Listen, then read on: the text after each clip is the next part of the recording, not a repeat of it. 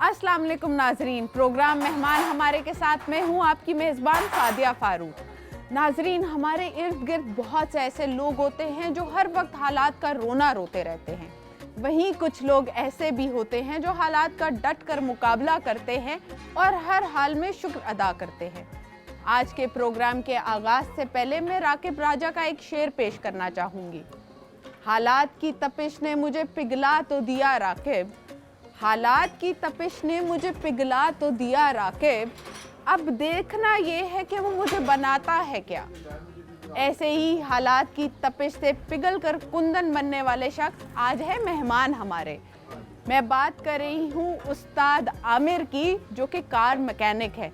तो चलिए चलते हैं उनके पास, करते हैं मुलाकात और बात।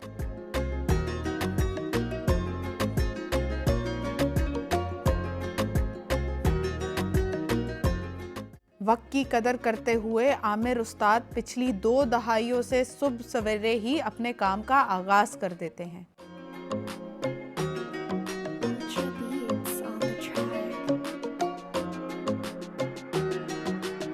जी नाजरीन, इस वक्त मैं मौजूद हूँ उस्ताद आमिर के पास। सबसे पहले तो मैं उनका शुक्रिया अदा करूंगी कि उन्होंने अपने इतने कीमती वक्त में से हमें वक्त दिया है।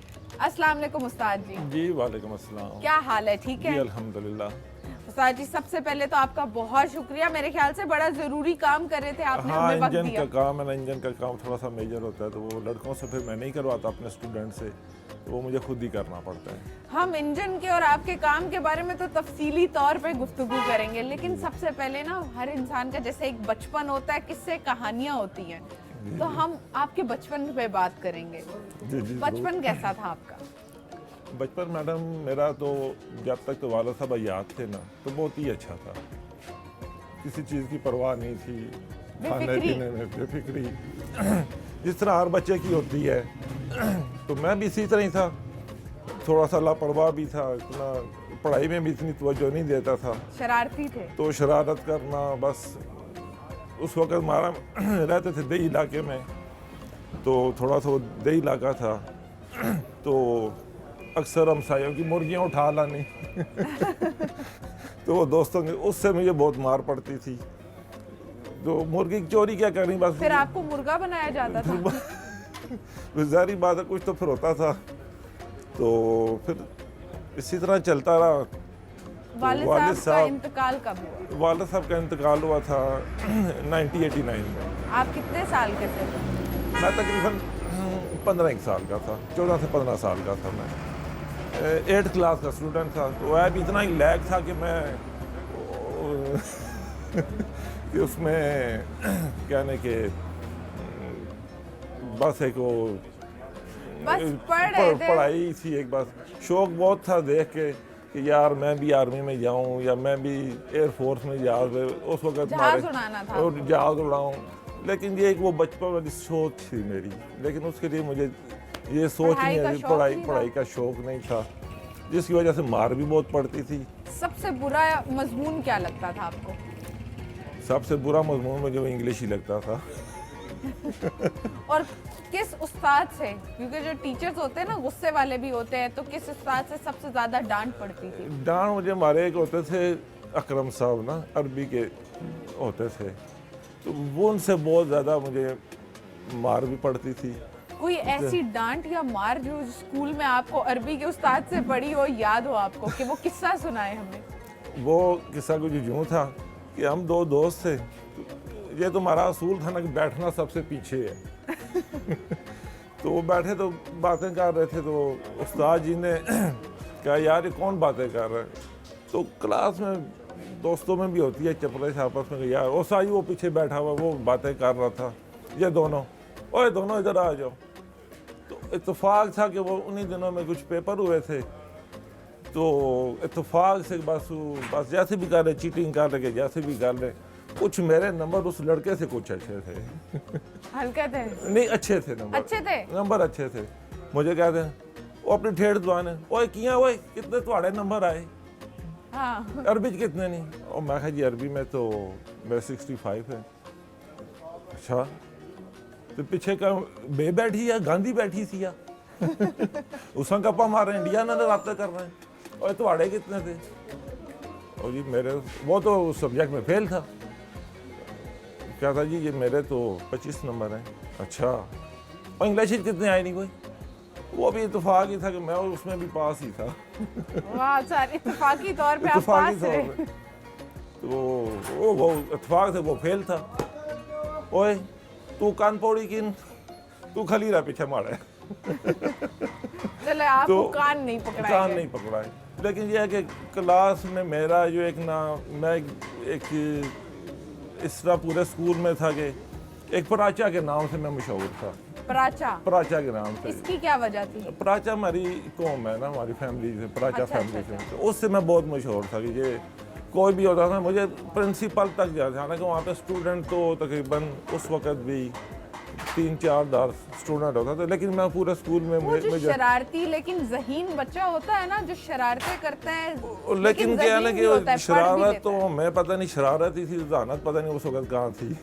नहीं तो जहानत ही थी कि सब पर्चों में आप पास थे। आप तो कह रहे इत्तेफाकिया तौर पे, लेकिन मतलब ये जहानत ही होती है कि बगैर पढ़े पास हो जाना। तो हाँ, लेकिन ये है कि मैं मैथ में काफ़ी जो है ना अच्छा था। अच्छे थे मैथ में बहुत यही अच्छा। कह रही हूँ ना, ये तो जहानत उसका मुझे फ़ायदा आज तक हुआ पहचाना है, नहीं। क्योंकि आज मैं कैलकुलेटर बहुत अच्छा चला लेता हूँ। गपशप का सिलसिला जारी रहेगा, लेकिन वक्त बहुत कीमती चीज़ होती है। मैंने कहा कि उस्ताद जी का भी वक्त मैं ज़ाया ना करूं, बातें शातें करें, लेकिन यही काम इनकी रोज़ी रोटी है, तो हम उसे भी साथ साथ जारी रखते हैं। तो उस्ताद जी बताएं, आप अभी इस पे क्या काम कर इसका रहे हैं? हमने इसकी इंजन ट्यूनिंग करनी है और फ्रंट सस्पेंशन का काम है। तो वो फ्रंट सस्पेंशन हमने खोल दिया है, वो सामान अब खरादी को भेज दिया है। तो ऊपर अब इसका ऑयल चेंज करना है, कुछ ट्यूनिंग वगैरह करनी है। तो अब ये जो सस्पेंशन, इंजन खोलना, ये चीज़ें मुझे तो वैसे पता नहीं है, लेकिन मैं ये आपसे ज़रूर पूछना चाहूँगी कि हमारे नाजरीन बहुत सारे ऐसे भी लोग होंगे जो अभी नई नई उन्होंने गाड़ियाँ ली हैं, जिन्हें नहीं पता। तो इंजन, ऑयल और ये चीज़ें कब बदलवानी चाहिए, कितने टाइम में गाड़ी चेक करवानी चाहिए? देखें, गाड़ी में ये होता है ना कि वैसे तो इसकी बुक साथ आती है जो नहीं लेते हैं, लेकिन सारे लोग तो नहीं लेते नहीं है, पुरानी होती है गाड़ी, सेकंड हैंड भी होती है। तो यह है कि कम से कम 3000 किलोमीटर के बाद इसका ऑयल चेंज करना चाहिए। कम से कम 8 से 10,000 किलोमीटर में ब्रेक चेक करवानी चाहिए, ताकि आपको अंदाज़ा हो कि यार इसमें इतनी मैंने चला ली है। तो आप एक पूरी एक किस्म की लॉग बुक बना लें, जिस पे आपके पास पूरा इसके तरतीब लिखी हो कि भाई मैंने डेटा लिखा हो कि भाई इस पर मैंने 2000 रुपये किलोमीटर पे मैंने चेंज किया था, मैंने 5 पे करना है। अगर मैंने ये 2000 किलोमीटर पे ब्रेक चेक करवाई थी, अब ये 10,000 किलोमीटर पे करानी है। इसी तरह इसके मज़ीद पार्ट्स होते हैं, गियर होता है, क्लच प्लेट होती है, तो वो भी एक माइलेज के हिसाब से ही चलती है सारी। मतलब महीने में 1 महीने के वक्फे के बाद गाड़ी को चेक कराना चाहिए? लाजमी चेक करवाना चाहिए, ताकि देखें ना, गाड़ी है, रोड पे चलने वाली चीज़ है, एक्सीडेंट का कुछ भी हो सकता है, तो इसमें जानी नुकसान भी हो जाते हैं। बिल्कुल। मतलब वैसे तो खवातीन के लिए ये कहा जाता है, मैं कहूँगी खवातीन बहुत अच्छी ड्राइवर होती है नाजरीन, मैं खुद भी हूँ, लेकिन उसके बावजूद खवातीन को नहीं पता होता बेसिक चीज़ है कि पानी कब डालना है, ऐसी गाड़ी स्टार्ट करके चल भी पड़ती हैं। खवातीन के लिए बताएं कि ऑयल जैसे इंजन हाँ ऑयल देखें ये अब एल स्टिक है, ऑयल चेक करेंगे, इसके ऊपर होता है पूरा, ये देखें ना यहाँ पे इसका फिल होना है, कम नहीं होना चाहिए, जैसे अब ये कम है, ये कम नहीं होना चाहिए। ये कम से कम कितना होना चाहिए? ये मैक्सिमम जैसे वो निशान बनना होता है, निशान बनना होता है। तो ये इसका जो तरीकाकार होता है कि सुबह स्टार्ट करने से पहले जो है ना, फर्स्ट टाइम जिस वक्त आप गाड़ी फर्स्ट टाइम स्टार्ट, उससे पहले आप कम से कम इंजन ऑयल, पानी के ये रेडिएटर कैप, और अगर ये नहीं खोलें तो ये यहाँ से बोतल लगी हुई है, ये अच्छी गाड़ी है, इनमें तो सारा सामने है। अगर आपने कप खोल के पानी डाला है, उसके बाद अमूमन हम यहाँ पे हमारे पास खवातीन ही ज़्यादा आती हैं जो कप लगाना भूल जाती हैं, उसके बाद उनका गाड़ी गर्म हो जाती है, इंजन सीज हो जाती है, अक्सर हमारे पास ही जाती है। कम से कम ये ज़हन-नशीन कर दिया करके भाई हमने दोबारा इसको कप लगा दिया है कि नहीं लगाया, और कप को टाइट भी करना है। ये देखें, ये 2 स्टेप में होता है, जैसे ये है ना, ये खुला है, एक स्टेप यहाँ आता है, दूसरा ये स्टेप पूरा लॉक हो गया है। तो इस कप का भी एक पूरा बीच में कह लें कि किरदार होता है, जो टेम्परेचर पे ये सारा मूव करता है, अंदर अंदर इसके अंदर थर्मोस्टेट वाल होता है। गाड़ी का टेम्परेचर यही कप जो है नहीं, टेम्परेचर गेज इसके आगे इंजन के साथ होती है। अच्छा इंजन के साथ, लेकिन इसका भी एक पूरा टेम्परेचर के साथ पूरा ताल्लुक होता है इसका। अगर ये कप सही ना हो, ये इसको सिर्फ एक कप की शक्ल से ना देखें कि ये एक बोतल का ढक्कन है, ये ढक्कन नहीं होता, ये इसमें पूरी एक इसमें एक सादे लफ्ज़ों में क्या लें तो ये एक पूरी साइंस होती है। ये इसके अंदर ये पूरा सिस्टम होता है इसके अंदर, तो इसकी वजह से जी ये जो साइंस है, मतलब जितने पक्के तरीके से आप मुझे बता रहे हैं, आपने किस उम्र में इस साइंस का मुताला जो है स्टार्ट किया था? देखें, मैं उर्दू तो थोड़ी बहुत पढ़ना जानता था, तो कुछ हालात ऐसे थे कि मैं इस काम में आगे मैं जा नहीं सका, तो शौक तो मेरा ये था। मुझे बता रहे थे कि वालिद का इंतकाल हुआ तो आप 8वीं क्लास में थे। हाँ, 8वीं क्लास में था मैं। तो फिर मतलब आपने पढ़ाई कब छोड़ी?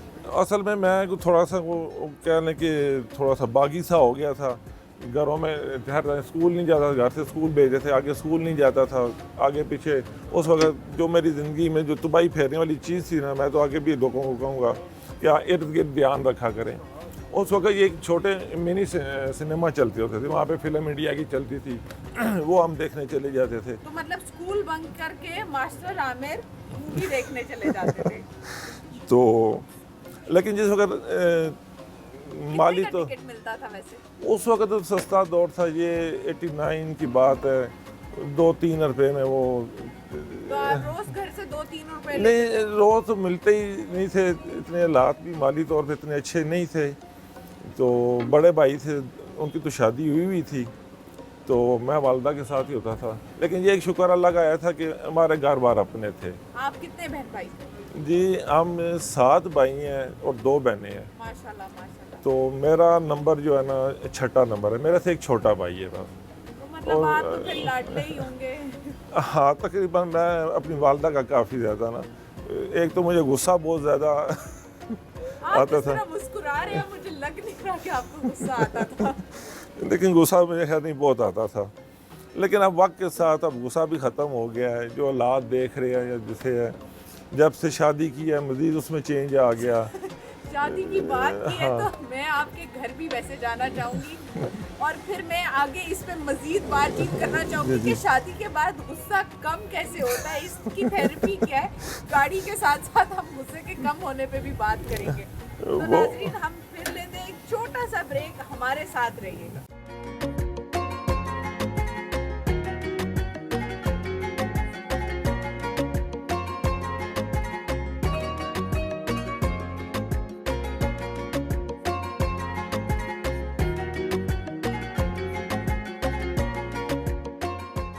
आपसे तो गपशप मेरी जारी ही रहेगी, लेकिन नाजरीन यहाँ पे इनके काफ़ी शागिर्द और दोस्त भी हैं, तो उनसे चलकर बात करते हैं कि ये वैसे आम जिंदगी में कैसे इंसान है, कैसे उन्हें ट्रीट करते हैं। तो आइए मेरे साथ बात करते हैं।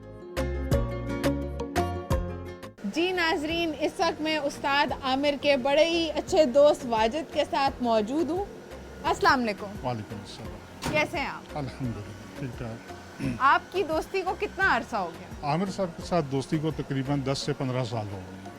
और आप लोग साथ काम भी करते हैं? बिल्कुल करते हैं जी। जब लोग एक ही शोबे में होते हैं ना, तो आपस में वो एक नेचुरली कंपटीशन भी आ जाता है। तो मिलजुल कर काम करते हैं या थोड़ा कंपटीशन? नहीं, हम मिलजुल के करते हैं, कंपटीशन कैसी कोई बात नहीं। सच्ची बात है? बिल्कुल सच्ची बात है। अच्छा, इनका मिजाज कैसा है? गुस्से में रहते हैं या बस नरम मिजाज? आमिर साहब को 15 साल से जानता हूँ, कोई गुस्सा नहीं करते, मिलनसार आदमी है और हमदर्द है। हमदर्द आदमी। हमदर्द। कोई सबसे अच्छी आदत जो आमिर साहब की आपको लगती हो? सबसे अच्छी आदत तो यही है कि मिलके काम करते हैं और मिलनसार हैं। सबसे बड़ी बात यही है, मदद करने वाले हैं। कोई ऐसी बात जो आमिर साहब को आज हमारे चैनल पे, हमारे प्रोग्राम में इस वक्त आप कहना चाहिए? दिल में बड़ी बातें होती है जो हम कभी कह नहीं पाते। खुदा इनको खुश रखे और इसी तरह कामयाब होते रहे। बहुत शुक्रिया। नाजरीन, अब हम चलते हैं आमिर साहब की कुछ शागिर्दों के पास भी, उनसे भी बात करते हैं और उनसे भी पूछते हैं कि उस्ताद जी उन पे गुस्सा करते, उन्हें मारते हैं या उनसे प्यार से बात करते हैं। आइए जी नाजरीन, इस वक्त हम आमिर उस्ताद के सबसे पुराने और लाडले शागिर्द के पास मौजूद हैं, लेकिन वो काम में मसरूफ़ है। और मैं आमिर उस्ताद से कहूँगी ज़रा आवाज़ दे के बुलाए। कैसे बुलाते हैं रोज़ उस्ताद जी? अरशद तेरा बाहर आई है अरशद। और ये आ रहे हैं अरशद। अस्सलाम वालेकुम, कैसे हैं आप? आमिर उस्ताद कह रहे थे, मुझे बता रहे थे कि आप बड़े पुराने उनके शागिर्द हैं। कितना अरसा हो गया आपको उनके साथ काम करते हुए? 20 साल बहुत बड़ा लंबा अरसा होता है। वो पहला दिन याद है कितने साल के थे? और वो पहला दिन याद है जब आप उस्ताद के पास आए थे? तकरीबन कोई 14-15 साल 14-15 साल के थे तो आए थे। उस टाइम तो दाढ़ी मूछ भी नहीं थी। दाढ़ी मूछ भी नहीं थी। तो उस्ताद जो है आपके साथ कैसे हैं? गुस्सा करते हैं? क्योंकि मैंने जो सुना है ना कि उस्ताद बड़े गुस्से वाले होते हैं सिखाते हुए, तो गुस्सा डांटते हैं? नहीं, कुछ नहीं कहते, ऐसी कोई बात नहीं कभी। तो इतना लंबा अरसा आपने इनके साथ गुजारा है, पहला सबक क्या था? बस ये काम सिखाना होगा, काम सिखाना, औजार का बताया ये था। सब कुछ है। तो आज आप सारा काम कर लेते शुक्र हैं। अल्हम्दुलिल्लाह। आमिर उस्ताद के बारे में कुछ बताएं, ऐसा जो मतलब आप तो इतना अरसा उनके साथ रहे, इतना वक्त गुजारा है। तो ये समझे कि वालद की जगह इससे आगे कुछ नहीं होगा। वालिद से बढ़कर तो वाकई में कुछ भी नहीं है। आज मतलब आप आमिर उस्ताद को हमारे चैनल के उससे प्रोग्राम में कुछ कहना चाहेंगे? कोई दिल की बात? बस दिल की बात ये कि वालद से अच्छे कुछ भी नहीं है। कभी कुछ कहा नहीं है काम के टाइम, और बहुत एतबार करते हैं मेरे ऊपर। जबरदस्त, बहुत शुक्रिया, बहुत शुक्रिया। वाह आमिर उस्ताद, आपकी तो बात सच निकली कि आमिर उस्ताद किसी पे गुस्सा नहीं करते। नहीं, इन लड़कों को मैंने अपने बच्चों की तरह रखा हुआ है। हमने तो काम जब सीखा था ना, उस तरह का माहौल कुछ और था। वो जैसे कहते हैं ना, जटलों वाला या जहलों वाला, वो मारना, दुकान पकड़ा देना, तो ऊपर से। लेकिन मैं शुक्र अल्हम्दुलिल्लाह यहाँ काम कर रहे थे, अच्छे पढ़े लिखे लोगों से वास्ता पड़ा है मेरा। मेरे बड़े अच्छे दोस्त हैं इस वक्त, वो कर्नली से रिटायर हुए हैं। एक और है उनके दोस्त जनरल अब्बासी साहब, बड़े अच्छे। इन लोगों से मेरा बहुत रब्ता रहता था, तो वो मुझे आगे इधर आगे बता रहे थे। उनसे मैंने जो पढ़ा लिखा, उसी की वजह से मैंने जो है ना आगे ये सोचा कि यार कम अज़ कम बच्चों को काम सिखाना, तो इनको डांट डपड़ मार कूट वाला नहीं करना, ताकि ये बाइज़्ज़त तरीके से अपना काम सीखें और अपना रोज़ी रिज़्क़ खा सकें। मेरे बहुत सारे शागिर्द हैं जो है ना बाहर भी चले गए हैं मेरे से सीख के। तो वो कोई सऊदीया है, कोई शारजा है, कोई दुबई में है, जैसे तो आते रहते हैं मेरे पास कभी कभी। तो उनको नसीहत एक ही करता हूँ, यार अपने वालिदैन का ख्याल रखो बस। तो बस ये उनका मेहरबानी है जो आ जाते हैं मुझे मिलने के लिए। जब भी आते हैं पाकिस्तान तो मेरे से मिलने लाज़मी ये आते हैं। आपके प्यार और मोहब्बत की वजह से, ये प्यार मोहब्बत हमदर्दी जो होते हैं वो ही इंसान को दूसरे इंसान से जोड़े रखती है। ये जो काम करने आते हैं मैकेनिकी का किसी भी जगह, वो जो छोटे होते हैं वो अपने घर के बड़े होते हैं। उस्ताद आमिर अपने छोटों से प्यार मोहब्बत से पेश आते हैं, तो वो आज भी उनसे मिलने आते हैं। तो हमेशा अपने जो पास काम करने वाले छोटे आए, उनसे हमेशा प्यार मोहब्बत से बात करें। तो अब उस्ताद जी हमें किस गाड़ी की तरफ लेके जा रहे हैं? ये गाड़ी आएगी, उसकी मैंने भी ट्राई लेनी है। तो चले नाजरीन, हम अगली तरफ चलते हैं, तो जरा ये भी गाड़ी की है, ट्राई तो लेते ये हैं। थोड़ी इसका एसी का काम है। चले वो फिर लड़का- चलते हैं। हाँ।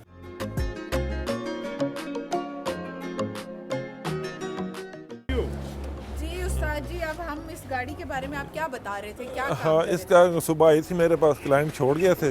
मेरे बड़े अच्छे दोस्त हैं, बहुत तकरीबन 20-22 साल से काम करवा रहे हैं मेरे से।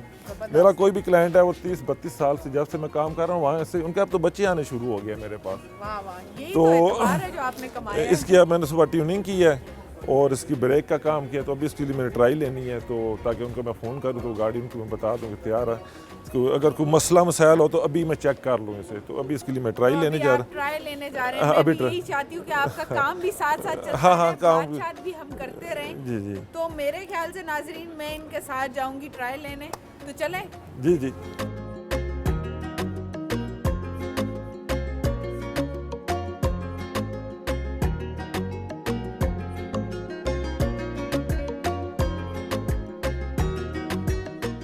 गाड़ी की ट्राई के दौरान उस्ताद आमिर बहुत मुतमईन नजर आए। उस्ताद आमिर का कहना है गाड़ी का काम तसल्ली से करते हैं, लापरवाही से काम नहीं लिया जा सकता।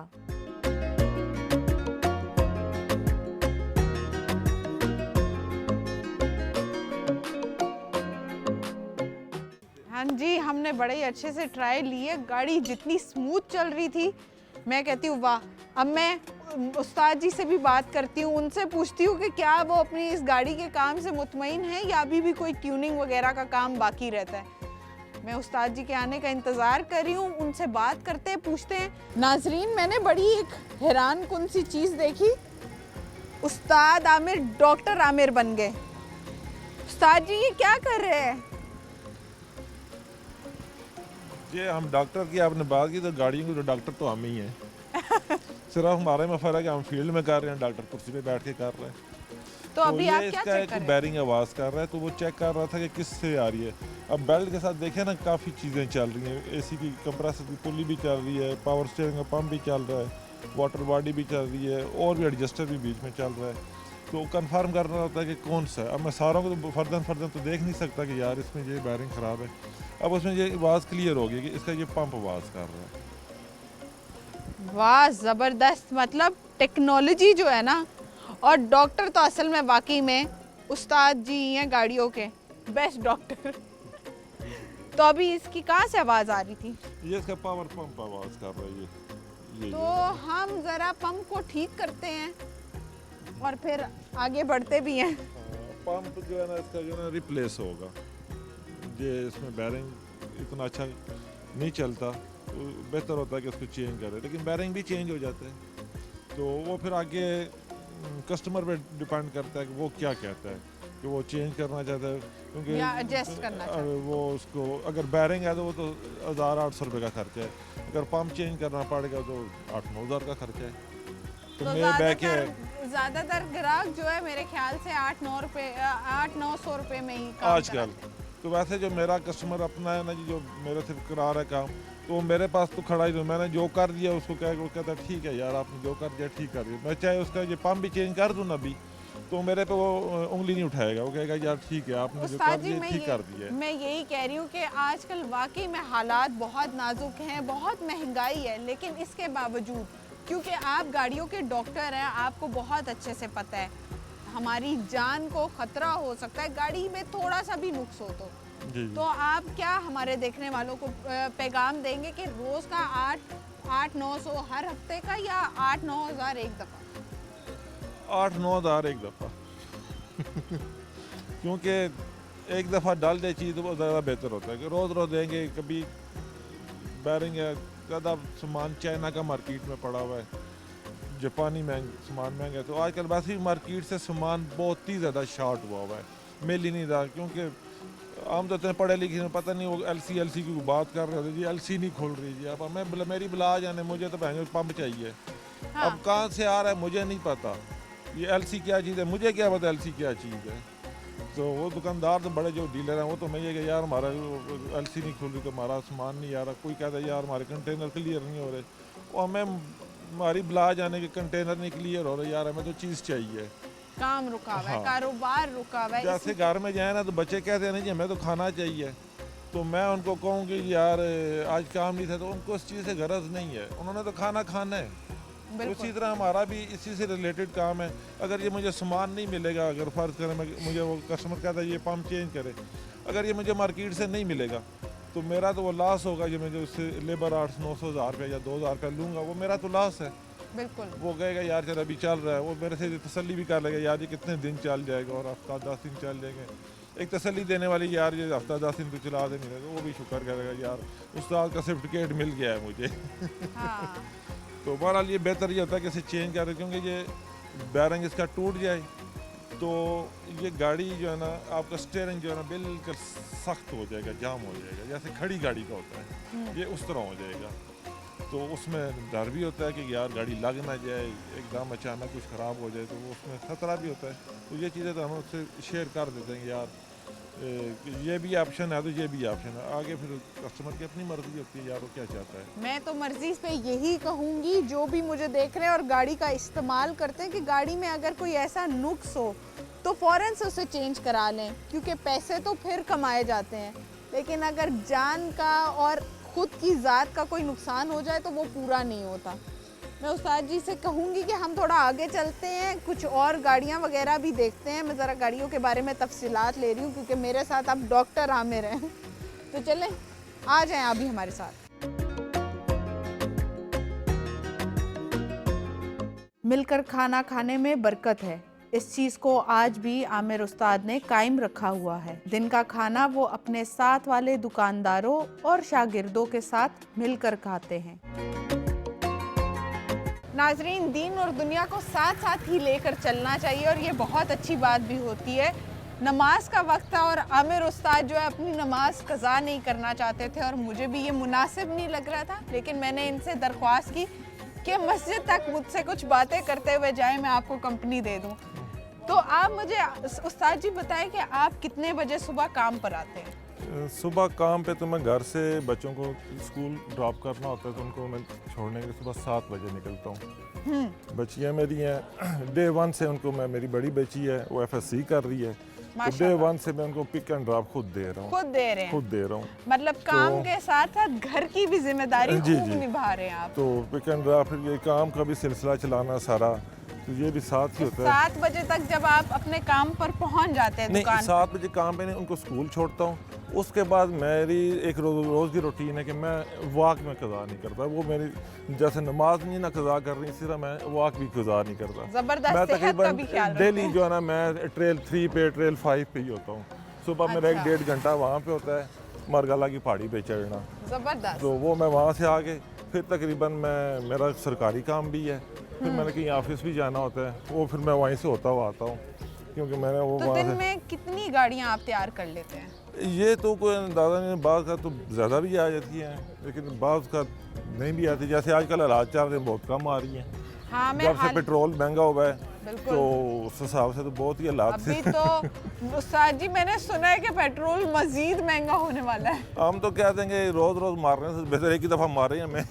कभी इसके भी आपको पैसे मिलते हैं हमें मार के, तो वो ज़रूर आप अपना कर्जा उतारें। मतलब गाड़ियों वाले अपनी गाड़ियों को तो आग ही लगा दे। अब जो आपके पास गाड़ी ठीक कराने आते हैं, जब पहले कितना खर्चा मतलब एक इंजन बनाने में, ट्यूनिंग करने में आता था और अब कितना आता है? देखें, पहले एक जो ऑयल का डब्बा, जब मैंने काम 90 में शुरू किया था, ऑयल का डब्बा 103 रुपये का था, अब वही डब्बा 5500 रुपये का है। और मैंने आज सुबह ही इंजन ऑयल का डब्बा लिया था 2905। वो 3 लीटर है, वो लीन होगा। हाँ, 2950 का था। हाँ जी, मैं जिस ब्रांड की बात कर रहा हूँ ना, जो इस वक्त 5500 का मिल रहा है ना, वो 103 रुपये का। मैं अपारा में काम करता था, वहाँ से एक पेट्रोल पंप से मैं लेके 103 रुपये का लाता था।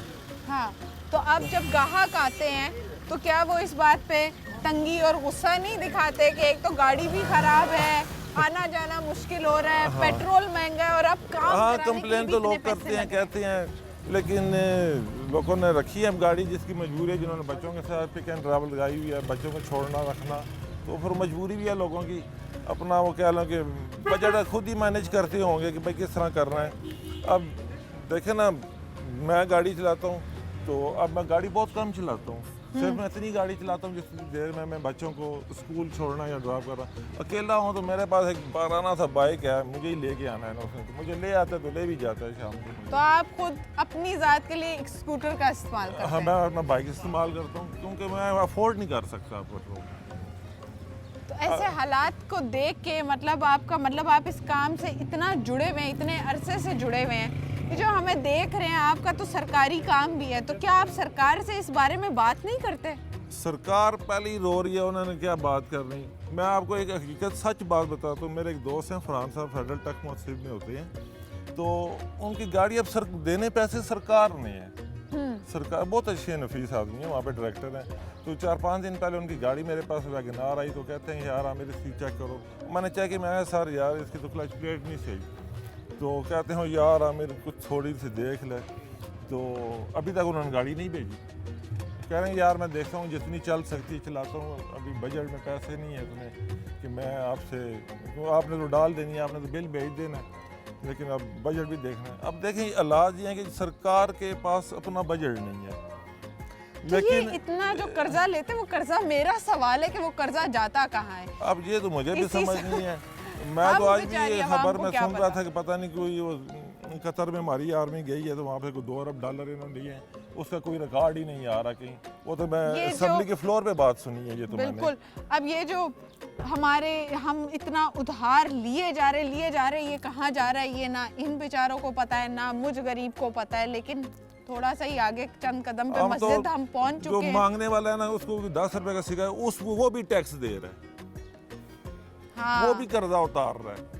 ये बात तो है, ये बड़ी दुख की बात है। लेकिन आप नमाज पढ़ने ही जा रहे हैं तो मैं आपसे कहूँगी कि हमारे इस मुल्क के लिए दुआ करें कि अल्लाह हम सब पे और इस मुल्क पे रहम करे। तो नाजरीन, आमिर साहब की तो मस्जिद आ गई है, वो नमाज के लिए जा रहे हैं, हम जाते हैं छोटी सी ब्रेक पे। वो नमाज पढ़कर वापस आए तो गुफ्तगू का सिलसिला जारी रखेंगे, हमारे साथ रहिएगा। अल्लाहु अकबर, अल्लाहु अकबर, अल्लाहु अकबर,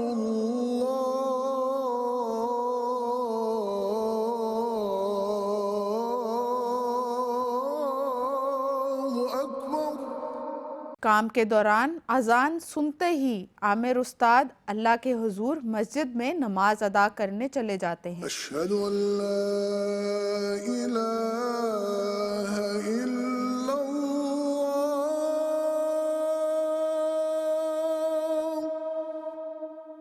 अशहदु अल्ला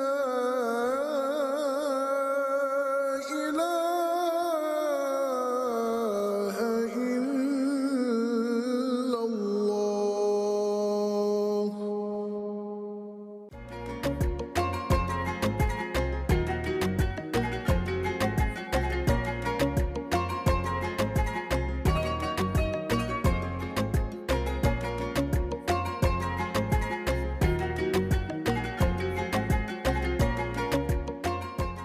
नाजरीन, जैसे प्रोग्राम के शुरू में ही मैंने कहा था कि उस्ताद जी का गुस्सा इतने से इतने पे कैसे आया, गुस्सा ख़त्म कैसे हुआ। इन्होंने खुद कहा था कि शादी के बाद तो ये गुस्सा करना ही भूल गए। तो मैंने कहा था कि हम इनके घर जाएंगे, तो हम अब पहुंच चुके हैं उस्ताद के घर पे। तो उस्ताद जी इस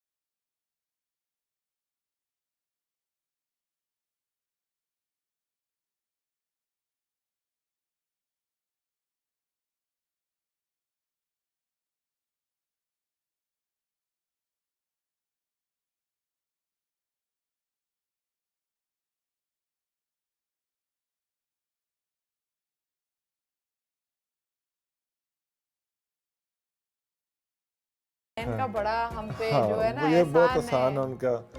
तो जो हालात हैं इसमें तो अपना घर बनाना बहुत ही मुश्किल है। एक किचन बनाना था पिछले दिनों मैंने, तो फिर भी यार रहने तो बाद में देखेंगे कोई। एक किचन बनाने में भी वैसे कितना खर्चा आ रहा था? एस्टिमेट उसने रफली सा दिया था कुछ 4-1 लाख रुपए का।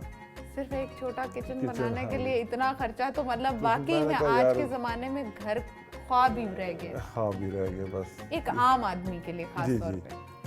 आपसे मेरी बात हुई थी और मैं उसी बात को लेके आपके घर तक आई हूँ। मैं जानना चाहती हूँ कि वो जो गुस्से वाला आमिर था, उसका शादी के बाद गुस्सा कैसे ठंडा हुआ, उसने गुस्से पे कैसे काबू पाया? बस ये तो शादी के बाद वो जो कहते हैं बड़े बूढ़े, मैंने भी सुना है कहते हुए कि भाई शादी कर दो सुधर जाएगा, कंट्रोल में आ जाएगा, जिम्मेदारी पड़ेगी तो समझ जाएगा। बस कि यही था। हालात थे, वक्त था, ये काम था, मौसम के भी असरात करें, गर्मी भी इतनी ज़्यादा, बाहर हम फील्ड में काम करते हैं, सर्दी भी उतनी ज़्यादा ही होती है, तो उसकी वजह से कुछ चिड़चिड़ापन भी आता है इंसान के अंदर।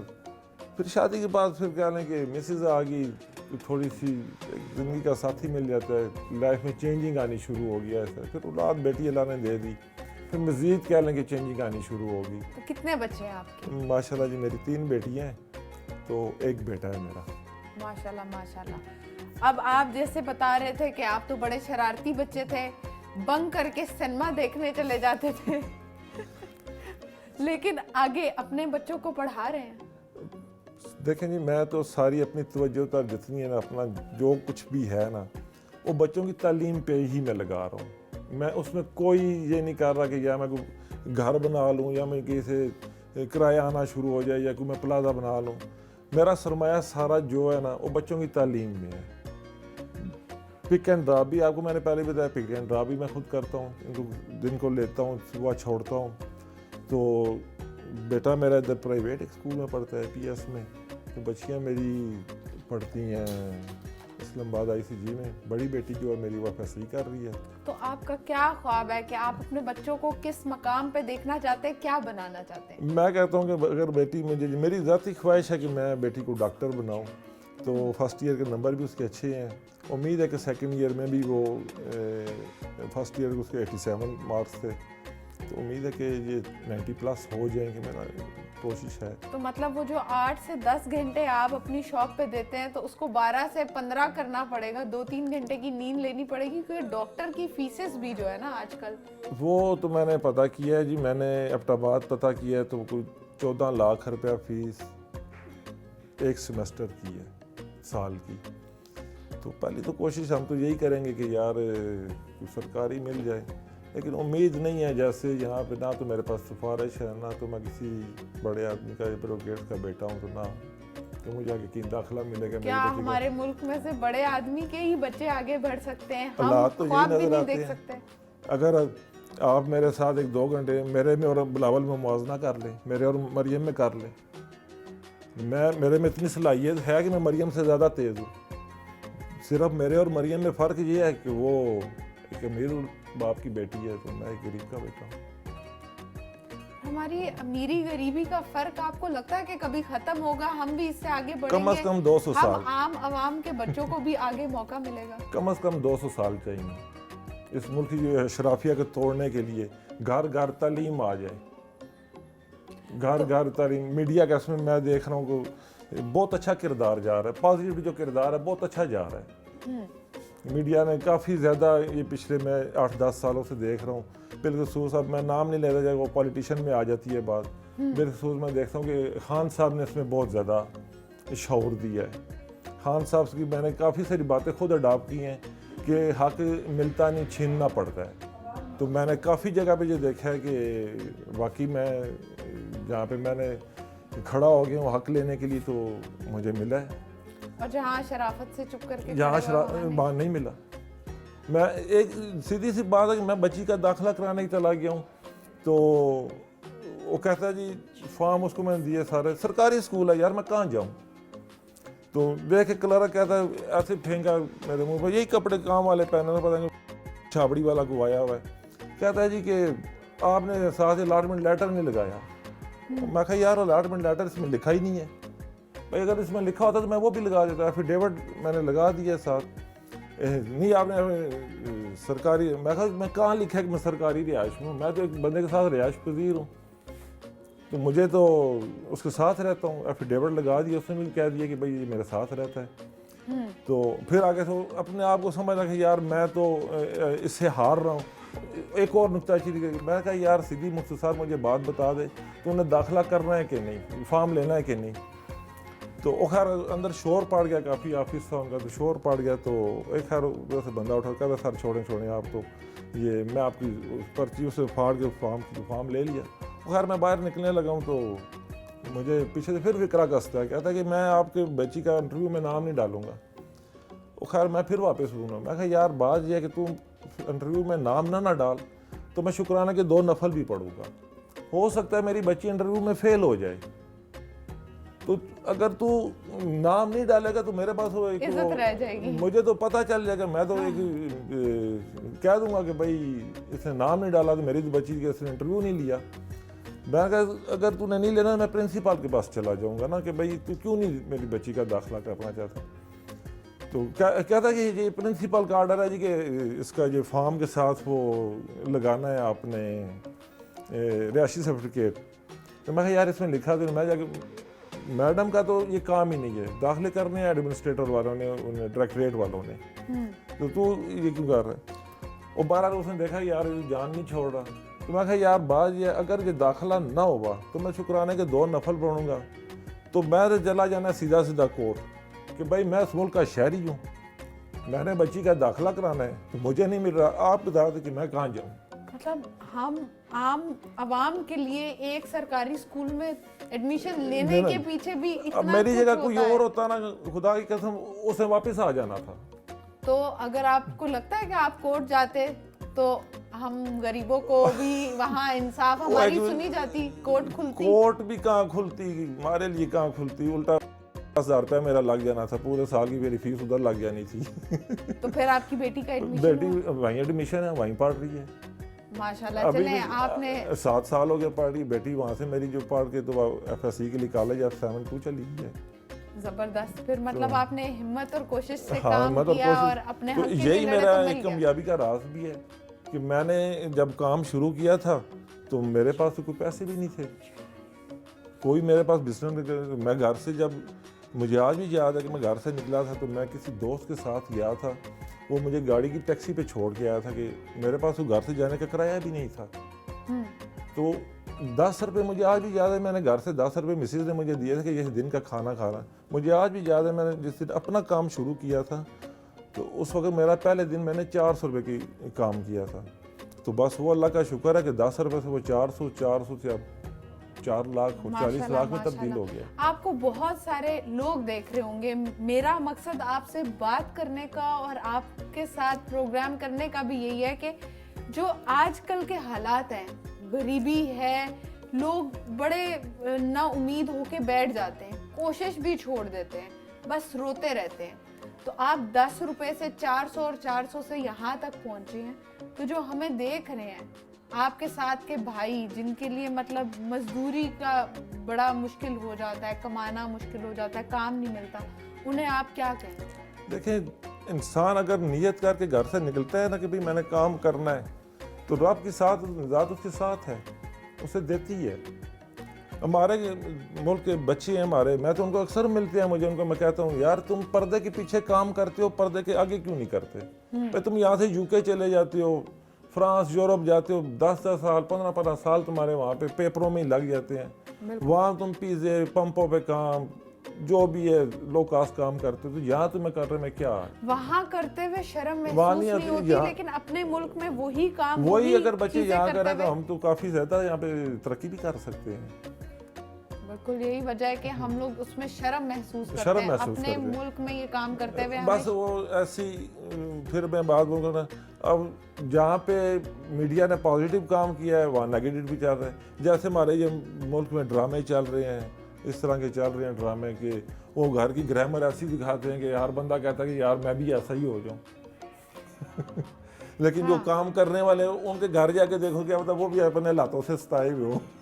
बिल्कुल, हर इंसान के पीछे कोई ना कोई कहानी है, हर हंसते चेहरे के पीछे दुख है, मतलब ये तो जिंदगी है। जी। जहाँ दुख है वहाँ मुस्कुराहटें भी हैं।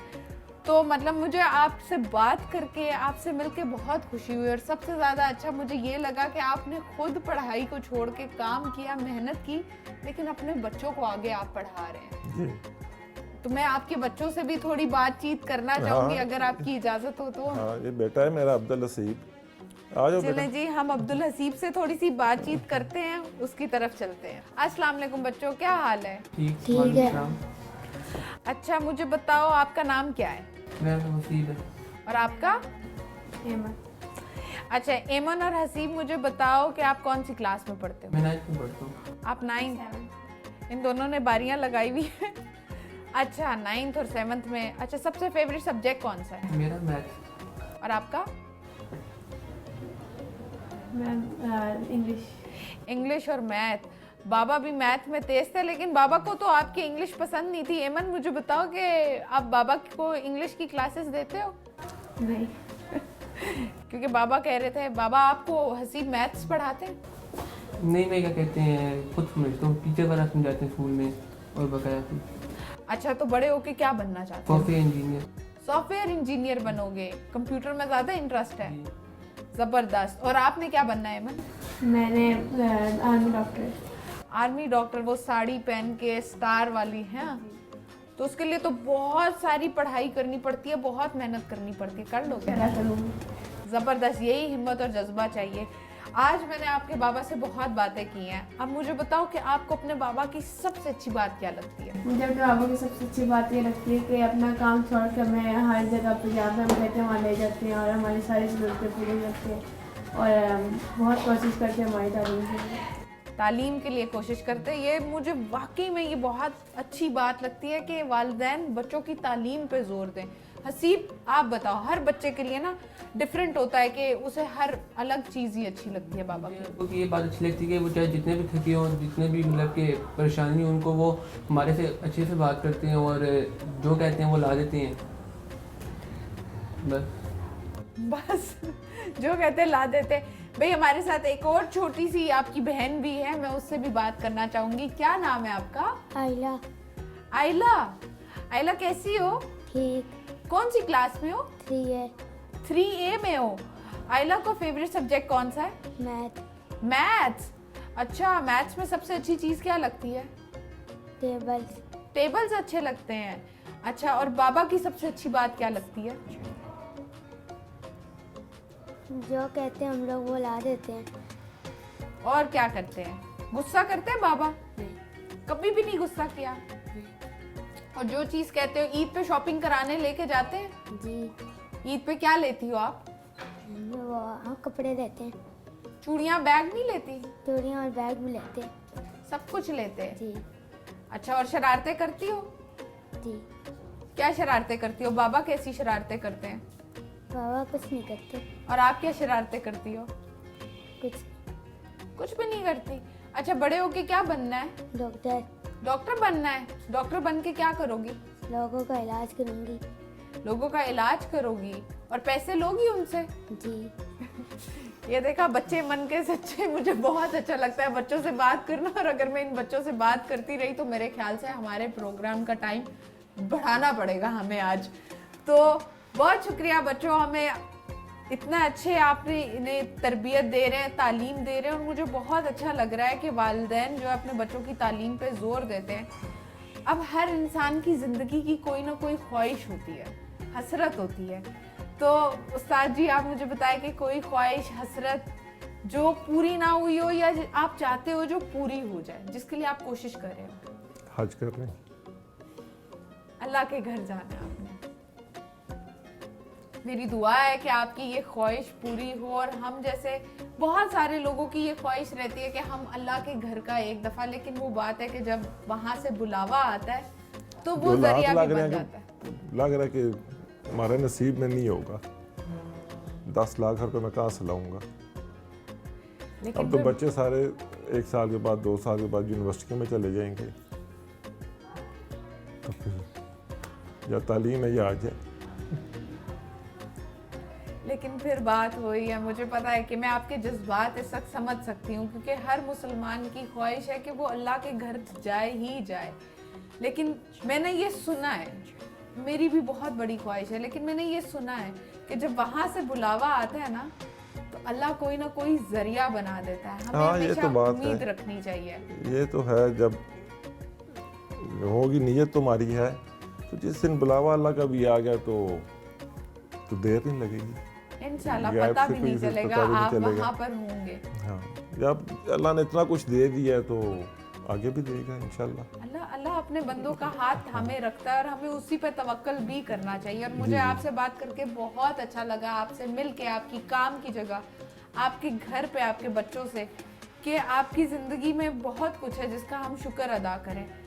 और यही बात मैंने प्रोग्राम के शुरू में भी नाजरीन की थी कि हिम्मत और हौसला, हर हालात से लड़ना झगड़ना और डट के रहना, मुकाबला करना ही असल ज़िंदगी का मकसद होना चाहिए। अपने हालात से परेशान होकर कभी हमें हार नहीं माननी चाहिए, बढ़ते रहना चाहिए और अल्लाह की ज़ात पे तवक्कल रखना चाहिए। जी तो नाजरीन, आज के हमारे मेहमान बहुत ही शानदार थे। मुझे तो आज इनसे बात करके बहुत अच्छा लगा। इनका हौसला, इनका सब्र, इनकी मेहनत और इनके बच्चों की तालीम, जो इनका ख्वाब है जिसे वो पूरा करने के लिए कोशिश करे, हार नहीं मानी, यही ज़िंदगी का मकसद होना चाहिए। यही ज़िंदगी है, हमें यूं ही चलते बढ़ते रहना चाहिए, कभी हार नहीं माननी चाहिए। तो आज के लिए इतना ही। अगले हफ्ते फिर हाजिर होंगे मेहमान हमारे में एक नए मेहमान के साथ। तब तक के लिए इजाज़त दें। अल्लाह हाफ़िज़।